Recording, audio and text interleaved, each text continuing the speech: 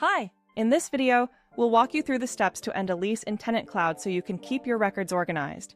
Let's get to it. First, open your contacts from the left-hand menu and find the tenant whose lease you'd like to end. Click View Profile on their card. Now switch to the Leases tab.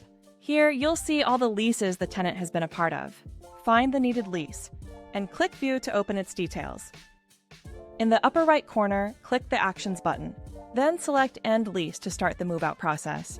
If you'd like to schedule a move-out inspection, you can do that here by clicking Request Inspection. Next, you'll see any unpaid or partially paid invoices for the lease.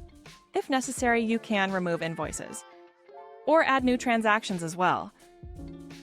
Then, view the invoices you want to manually mark as paid, and click Record as Paid. To apply the tenant's deposit toward any unpaid invoices, click on the Apply Deposit button. If you're returning the deposit, scroll down and click Return Deposit. Once you've finished all accounting, you can add a note for future reference.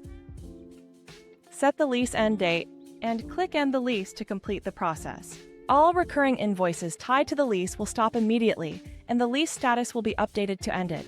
You can now choose to renew the lease or create a new one as needed. And that's it. For more helpful tips, check out our Help Center or reach out to our support team. Thanks for watching!